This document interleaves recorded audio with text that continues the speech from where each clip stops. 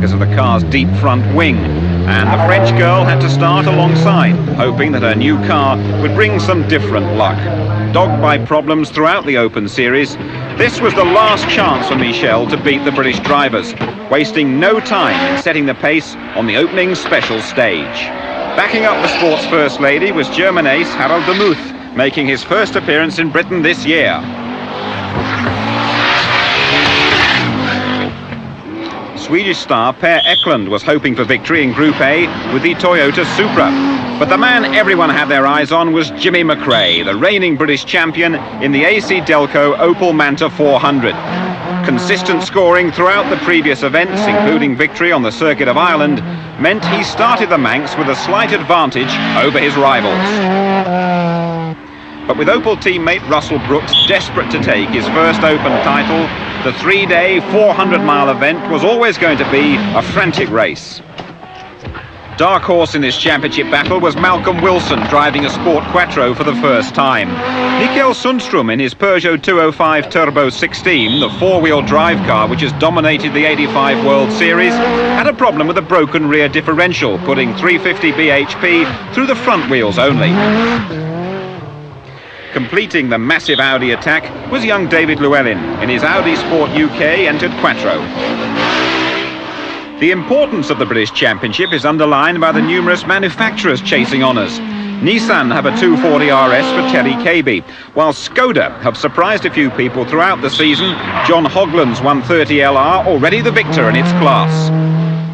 But the Group A Championship is still wide open, with Tony Pond the favourite in his computer vision Rover Vitesse. Pace notes are an essential part of the Manx Rally. They describe every twist and turn, every brow, and the distances between the hazards. It takes days to make the notes, the crew working together at a rather more leisurely pace, preparing for the competition. Now the driver's listening to every instruction, trying to squeeze the last drop of performance from his car down the narrow lanes. Seconds count. To give an idea of the speeds, watch the rev counter. At maximum revs, the Rover Vitesse is pulling 120 miles an hour. Crest 100, crest and crest to long K left. 70. Long fast right over crest, keep out. 200.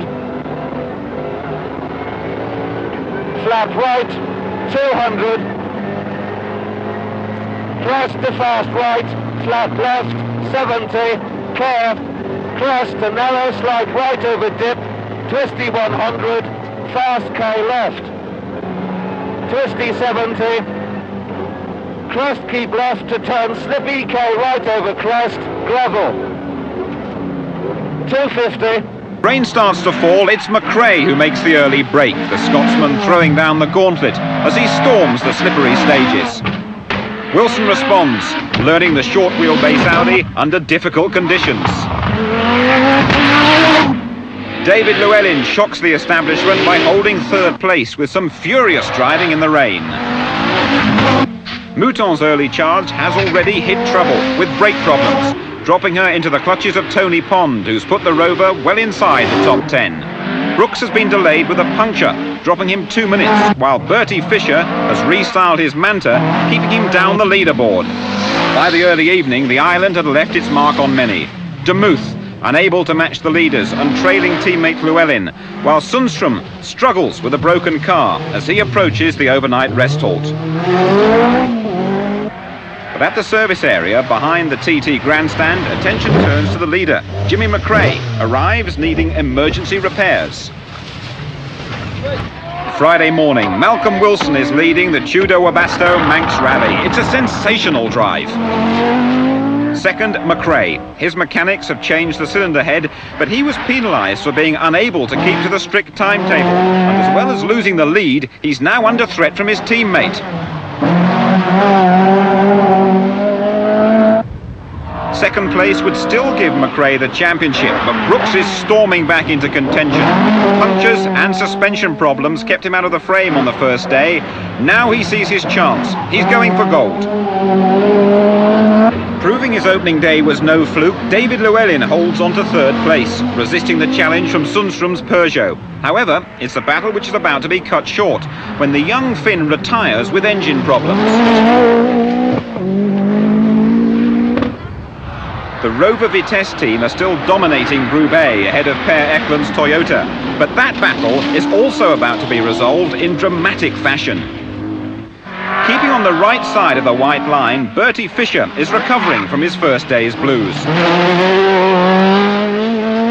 Michel Mouton's disastrous season is about to continue as a chain of dramatic events unfold.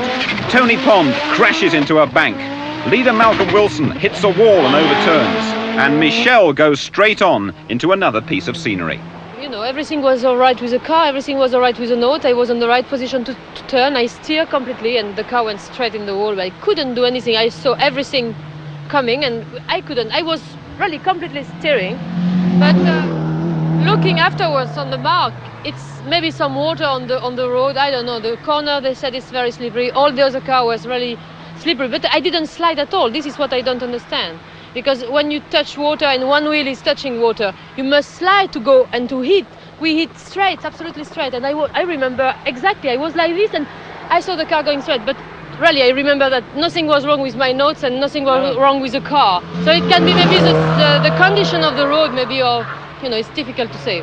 But really. Very bad luck anyway, Michelle. Yeah, I'm sorry to stop like this. Friday the 13th today. Oof. No such misfortunes for Jimmy McRae, who's suddenly back at the top of the leaderboard, but coming under increasing pressure from a flying Russell Brooks.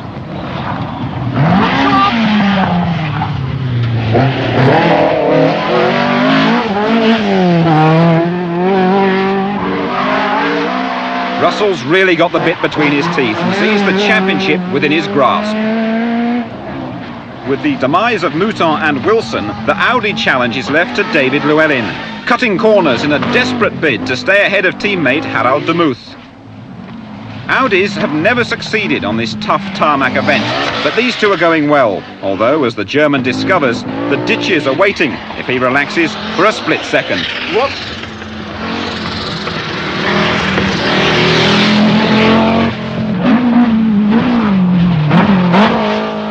Terry Cavey still looks good in the Nissan 240 RS, but he's coming under increasing pressure from Bertie Fischer, delighting his Irish supporters.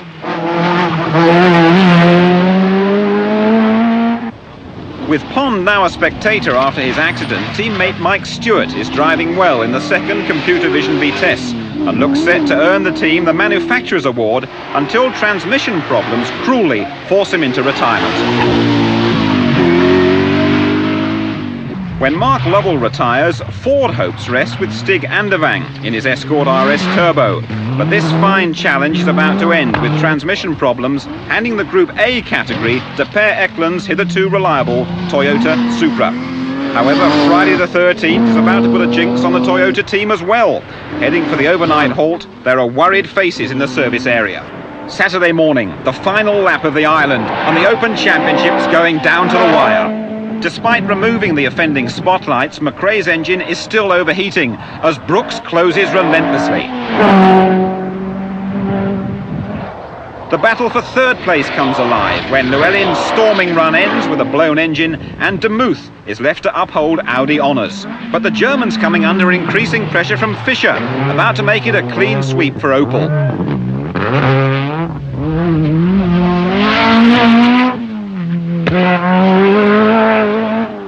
Watching his lead evaporate, McRae stubbornly refuses to accept defeat. But it's an impossible struggle.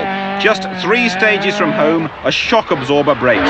McRae's delayed, Brooks is through. Eklund's Toyota only has to finish now to take the 1985 Group A Championship. The closing moments of this epic rally, and Brooks, co-driven by Mike Broad, is set for an historic win. McRae and Ian Grindrod survived their last-minute dramas to finish a disappointed second, little reward for a gallant drive, while Bertie Fischer and Austin Fraser underline Opel's dominance, making it a 1-2-3. Per Eklund and Dave Whittock finished 7th overall to give Toyota victory in the Group A Championship. but it's Russell Brooks and co-driver Mike Broad who are the 1985 Shell Oil's RAC Open Rally champions. And so Russell Brooks with 64 points becomes the first Englishman to win this title. Scotland's Jimmy McRae runner-up in his